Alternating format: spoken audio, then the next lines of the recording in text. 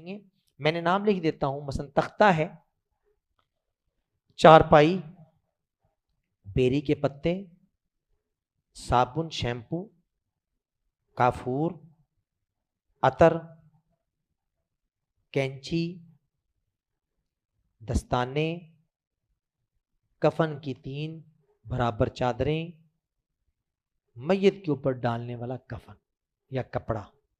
یہ میں نے الگ کیوں کیا؟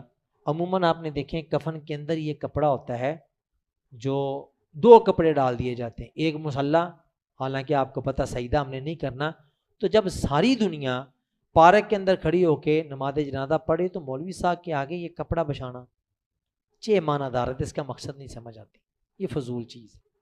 پھر وہ کپڑا ہوتا ہے کہ جو میت کے ستر کو چھپانے کے لیے ڈال دیا جاتا ہے۔ اب جب وہ میت کے ستر کو چھپانے کے لیے جب کپڑا ڈالا جاتا ہے، جب آپ پانی ڈالتے ہیں تو یہ حصہ سارا نظر آ رہا ہوتا ہے۔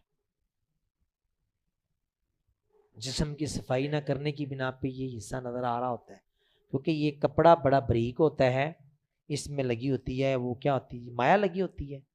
اب یہ مایا لگی ہے وہ اس کے ساتھ جڑ جاتا ہے، تو جیسے پانی ڈالتے ہیں تو یہ جسم کے مخصوص اعضاء، مرد ہو یا عورت ہو، یہ نظر آنے لگ جاتے ہیں سفید کپڑے سے۔ اس لیے میری یہ کوشش ہوتی ہے کہ ایسی صورت میں جو کٹ ہو نا، اس کے اندر نیلے رنگ کا، کالے رنگ کا، سبز رنگ کا، کسی بھی کلر کا گہرے رنگ کی کپڑا ہونا چاہیے۔ مرد کے لیے یہاں سے لے کر یہ گھٹنے تک وہ ڈالا جائے، کیونکہ جب آپ پانی ڈالیں گے تو گہرے کپڑے سے تو جسم نظر نہیں آئے گا۔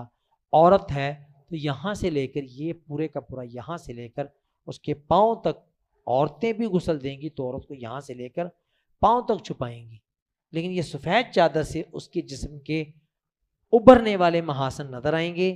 جب کوئی گہرے رنگ کا کپڑا ڈالیں گے تو وہ نظر نہیں آتے، اس لیے اس کو میں نے الگ قرار دیا کہ میت کو غسل دینے کے لیے جو اوپر کپڑا ڈالا جائے گا وہ گہرے رنگ کا ہونا چاہیے۔ تو یہ ساری کی ساری چیزیں، اس کا اہتمام محلے میں ہونا چاہیے۔